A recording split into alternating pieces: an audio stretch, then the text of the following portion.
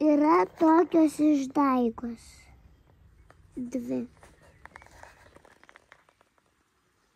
Ir jos mėgsta daryti visokius pokštus. Ir tas žmogus nusprendė pamatyti juos. Ir tada keliavo.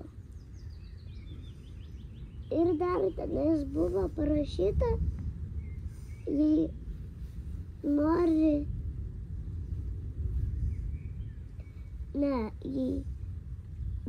plaukti, jei nori tam atsirasti, tai tada reikia arba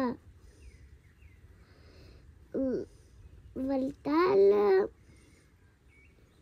plaukti, arba Du keliai.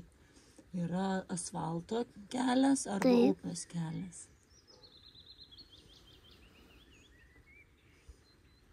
Ir jis upės kelią pasirinko. Tai ir tada plaukia, priplaukia krantą ir mato ženklą. Vilko virtuvė. Ir galvoja, kas čia per vilko virtuvę. Ir nuėjo tenais. Ir žiūri, didelis laužas dega. O prie to laužo sėdi vilkas. Ir kepa maistą. Visokių morkų tenais pridėjęs, bulvių, burokėlių, daro troškį. Ir tas žmogus paklausė, ar gali kartu pavalgyti. Ir pavalgė, atsigeria arbatėlės. Ir klausė žmogus, ar girdėjo tokią pasaką apie Kukutį ir Pukutį. Ir sakė vilkas, taip, žinau apie tokius, pridarė man pokštų.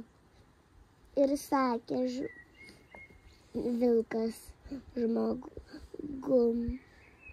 Tai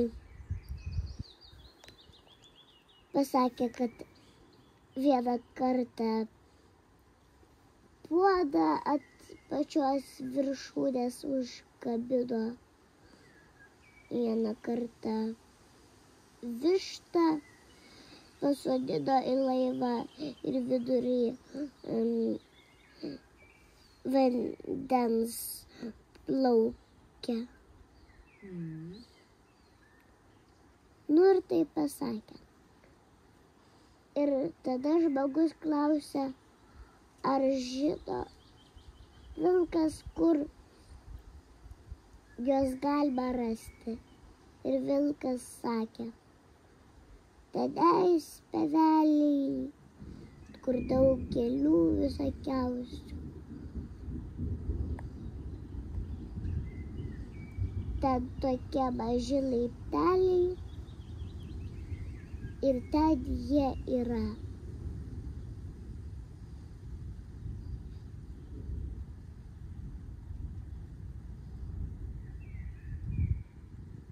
Ir tada ėjo, tada toliau plaukė tas žmogus. Plaukė ir priplaukė krantą. Tad buvo taip, kaip vilkas sakė. Nulipo mažais laipteliais ir ten pamatė daug visokių gėlių.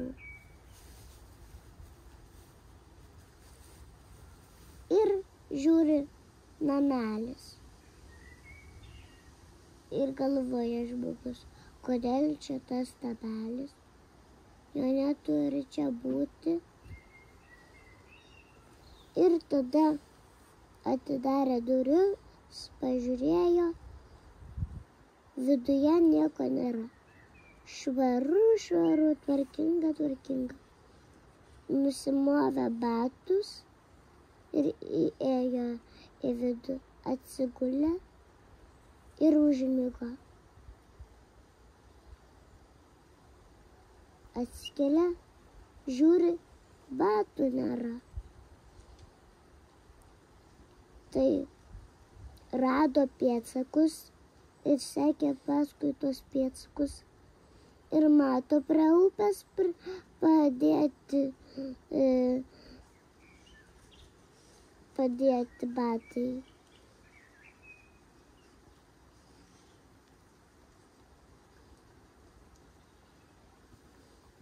Ir tada girdi naktį. Ir tada galvoja apsinakvotinais namelė.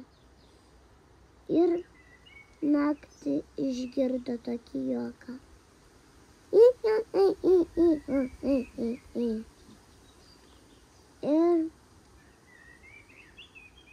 Ir tada bėgo iš to namelio, o ten buvo visur tamsu, tamsu.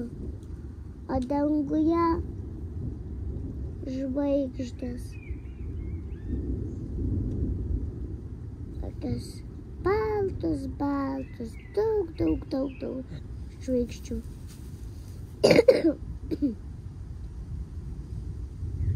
Ir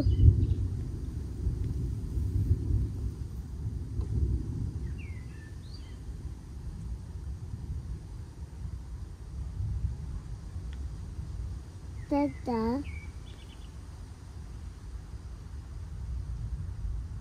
grįžo ir parsivežė vaikus iš Vilniaus į tą namuką. Tai visa šeimyna apsinakvojo tenais.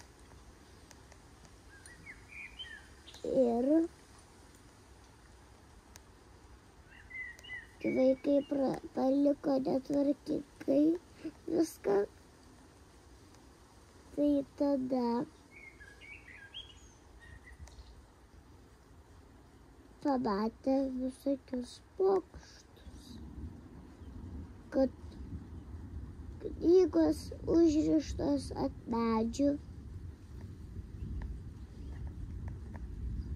Ir galvoja, kad Pūkutis ir Kukutis irgi mėgsta skaityti, tai todėl ir knygas pakabino tenais.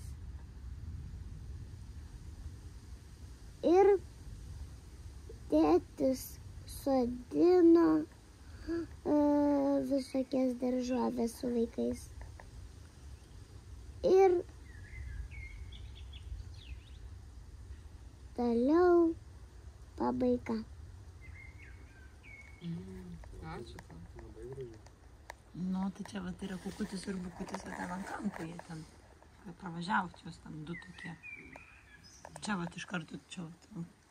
Jo, viens šalia kito. Nu, viens ant kito tokie sėdi. Pasakok dar, Ula, apie juos, kodėl jie ten stovi ir kur jie bėgioja. Ir dar jie labai greiti. Ir šiandien mums ką padarė jie? Šluotą įkišo drakonui į burną, gėles padėjo ant mašinos stogo, o katino kostiumą radom jiems ant galvos. Ir čia viskas naktį taip įvyko. Nes galbūt ne naktį, o šiandien. Ne naktį.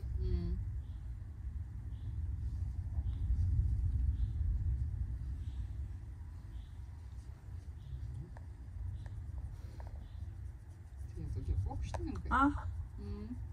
Jeigu ne vietoj pasidėsit kokius daiktus, tai laikykitės, o vaikyti. Pasidėjau tašį savo kambarį gal. Nes jie labai greitai gali ir pas jūs atbėgti. Jo. O duris irgi atsirakint moka. Aušra moka? Aš nežinau, jeigu jie tokie greiti, tai jie tikriausiai pro raktų skylutę gali įlysti. O tai ką jie daro, jeigu daiktus ne vietoj? Ne, pro langą įlenda arba išdaužia langą ir įlenda. Pokštus daro. Paukštis daro. Nu, bet aš šluotą ne vietoj padėjau. Paskui savo Mes kostiumą tik padėjau šiandien supratom apie juos. Tik tai šiandien. Nes pilnatis buvo dabar. Taip. Rytoj jau nebebus tokių pokštų. Ai, tai kai nepilnatis, gali visur daiktus pasiimti. Bet paskui, kai pamiršė, ateis pilnatis ir nuiminėsi knygas nuo medžių. Dėsim daiktus į vietas. Nu, kažkaip jo, geriau. Galima atsipūsti.